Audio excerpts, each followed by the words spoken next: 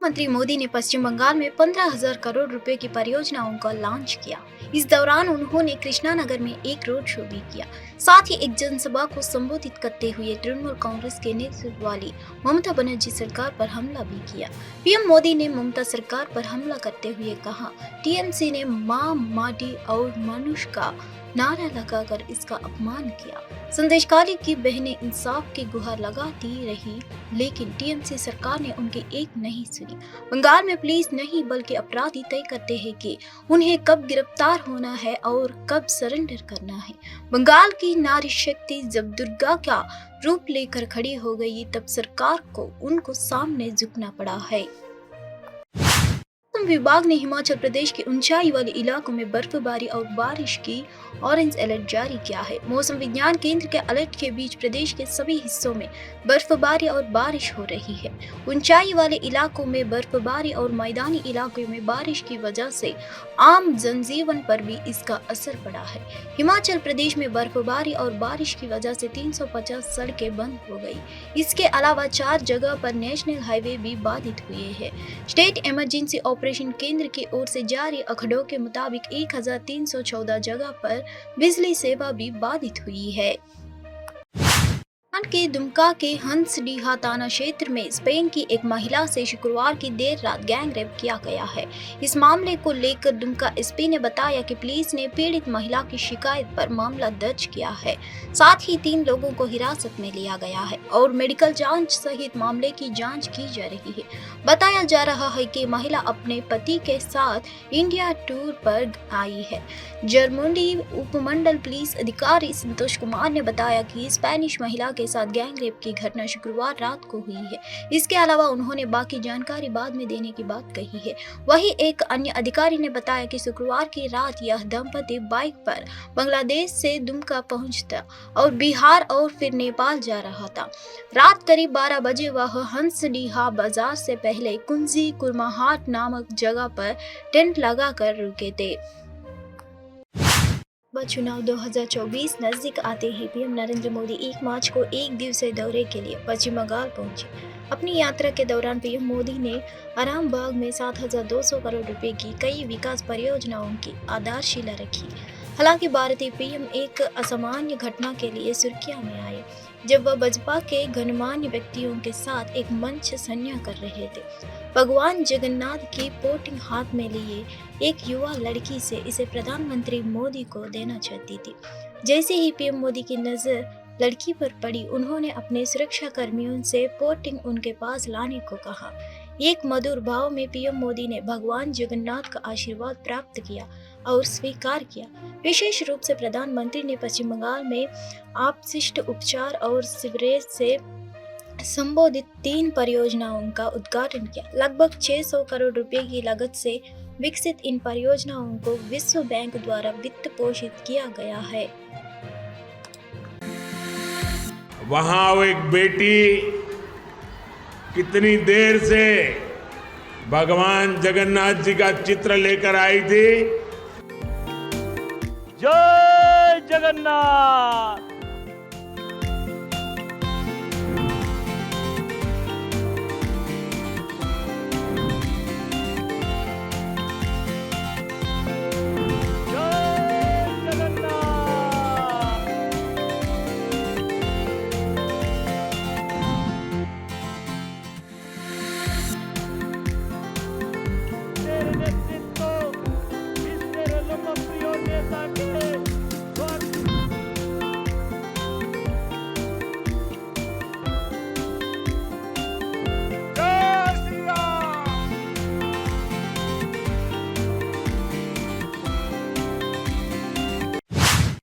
जम्मू कश्मीर के उधमपुर में दूर दराज इलाके से बड़ी संख्या में महिलाएं और पुरुष पीएम विश्वकर्मा कौशल सम्मान योजना के तहत मूल्यवान कौशल हासिल करने की यात्रा पर निकले। वे राष्ट्रीय कौशल विकास निगम परीक्षण की केंद्र में सिलाई और हथौड़े और छेनी से पज्जर बनाना सीख रहे थे। पीएम विश्वकर्मी कौशल सम्मान योजना के तहत बड़ाईगिरी, चेन्नई, सिल्लाई और नाई में कौशल हासिल करके 500 से अधिक व्यक्ति पहले ही लाभान्वित हो चुके हैं। विशेष रूप से पीएम विश्वकर्मी कौशल सम्मान योजना आत्मनिर्भरता और उज्ज्वल भविष्य की तलाश कर रहे उधमपुर के लोगों के लिए गेम चेंजर साबित हो रही है। ये नए अर्जित कौशल उन्हें न केवल स्थायी आजीविका सुरक्षित करने के लिए सशक्त बनाने हैं, बल्कि क्षेत्र के आर्थिक विकास में भी योगदान देते हैं। गवर्नमेंट ने ये स्कीम निकाली हुई है। जो गरीब महिलाएं थी, उनका जो टैलेंट था वो मतलब जो घर में ही अपना मतलब टैलेंट जो है वो बाहर नहीं आ पा रहा था, पर इस स्कीम से वो मतलब अपना हुनर बाहर निकाल सकती हैं। मैं मतलब बता रही हूँ कि इस स्कीम के बड़े सारे बेनिफिट हैं। जैसे सरकार आपको 15,000 की जो है वो टेलरिंग किट भी दे रही है, और जो पर डे वो 500 जो है वो भी दे रही है। तो इससे क्या होता है कि महिलाओं को बड़ा सारा बेनिफिट भी मिल रहा है, और जो है ये स्कीम के माध्यम से उनको मतलब ये ट्रेनिंग जो एक हुनर अपना एक बाहर निकालने का वो भी मतलब बेनिफिट मिल रहा है लेडीज़ को। यस सर, इससे मतलब वुमेन्स का जो है हुनर बाहर निकलेगा और उससे उनको बड़ा सारा बेनिफिट भी मिल रहा है। तो जो गरीब महिलाएं जो अपना टैलेंट सिर्फ घर में ही दबा कर बैठी थी, वो इस स्कीम से अपना टैलेंट बाहर निकाल सकती हैं, अपना बिजनेस जो है वो आगे स्टार्टअप कर सकती हैं इस स्कीम से।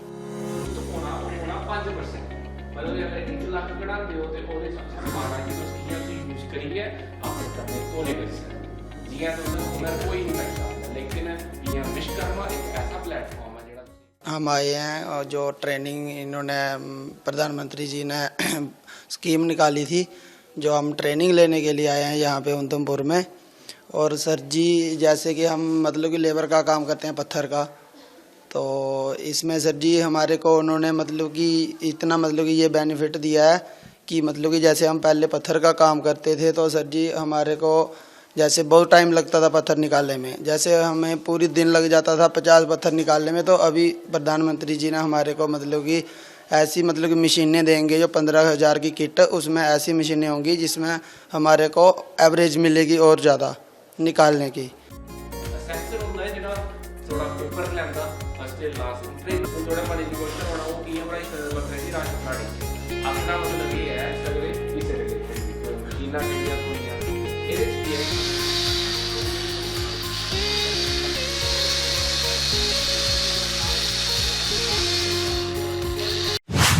एक 1,100 अन्नपूर्ण भवनों के उद्घाटन और ई पास मशीनों से जुड़े ई विजन पैमाने के माध्यम से कदन वितरण के शुभारंभ पर उत्तर प्रदेश के मुख्यमंत्री योगी आदित्यनाथ ने कहा कि पीएम मोदी का इरादा हर क्षेत्र में सुधार लाना है।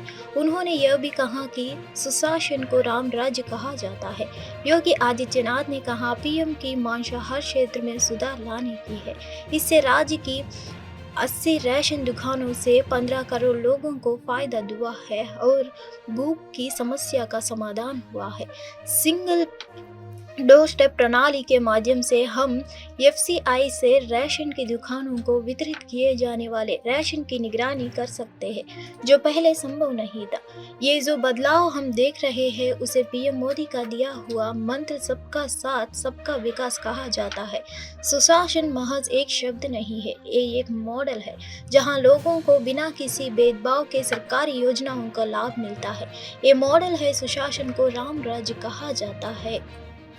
प्रधानमंत्री जी की जो मंशा रही है कि रिफॉर्म जीवन के हर एक क्षेत्र में हो सकता है, और खाद्य और रसद विभाग ने उस रिफॉर्म के माध्यम से जो परिवर्तन करके दिखाया है, आज मैं कह सकता हूं कि लगभग सभी 80,000 राशन कोटे की दुकान में इस रिफॉर्म का लाभ 15 करोड़ लोगों को प्रदेश के अंदर प्राप्त हुआ।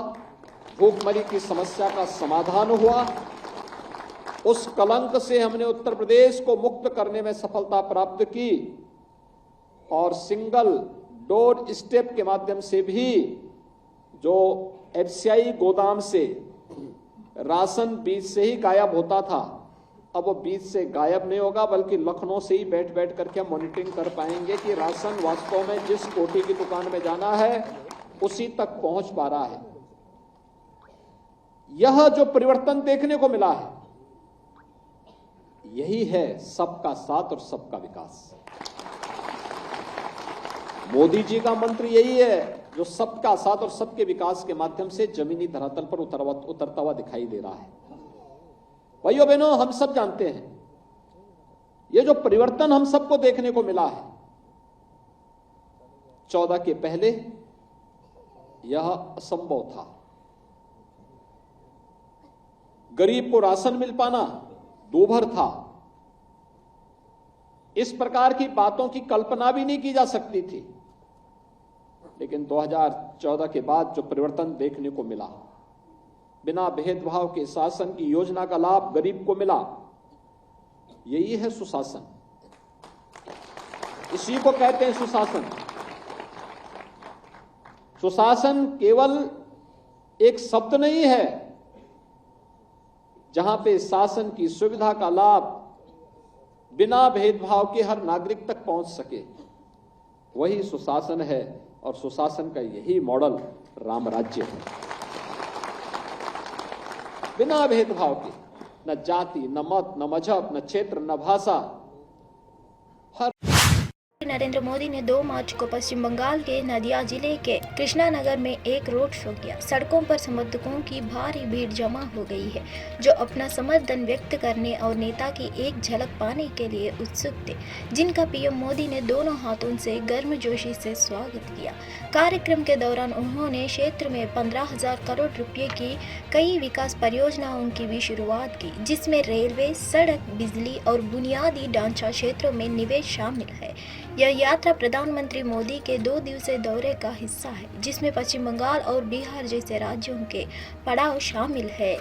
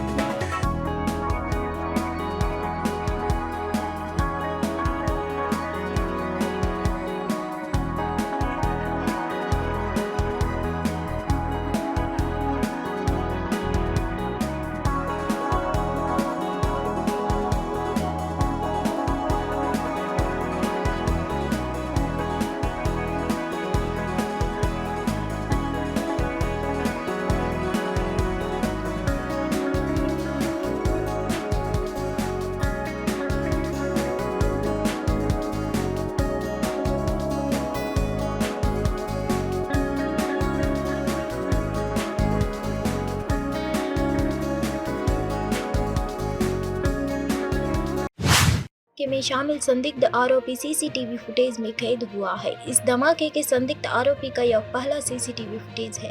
पुलिस ने सीसीटीवी फुटेज के आधार पर संदिग्ध आरोपी को हिरासत में लेकर उससे पूछताछ शुरू कर दी है। बेंगलुरु के रामेश्वरम कैफे के बाहर के इस फुटेज में दिख रहा है कि एक संदिग्ध शख्स जिसने सफेद रंग की टोपी पहनी हुई है अपने कंधे पर बैग टांगे जा रहा है। पुलिस को शक है कि सीसीटीवी फुटेज में दिख रहे इसी शख्स ने कैफे के अंदर अगर बैग को प्लान किया गया है, जिसके बाद ही यह धमाका हुआ है। कर्नाटक पुलिस इस मामले की फिलहाल जांच कर रही है। नेता राहुल गांधी की भारत जोड़ो न्याय यात्रा में शामिल होने के लिए धौलपुर रवाना हुए राजस्थान के पूर्व मुख्यमंत्री अशोक गहलोत ने अपनी एक एक्स पोस्ट से राजस्थान की सियासत में खलबली मचा दी है।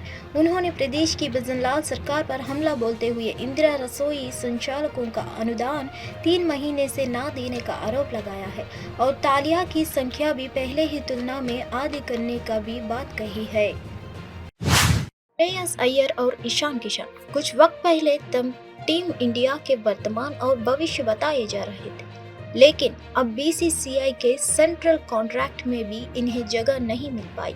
दरअसल इन दोनों ने ही बीसीसीआई की बात नहीं सुनी और बार बार कहे जाने के बाद भी रणजी ट्रॉफी नहीं खेली। इसके चलते बीसीसीआई को कड़ा फैसला लेना ही पड़ा।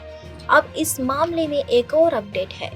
क्रिकेट इन्फो के मुताबिक बीसीसीआई ने ईशान किशन को वापसी के मौका दिया है, लेकिन उन्होंने ये लेने से मना कर दिया है।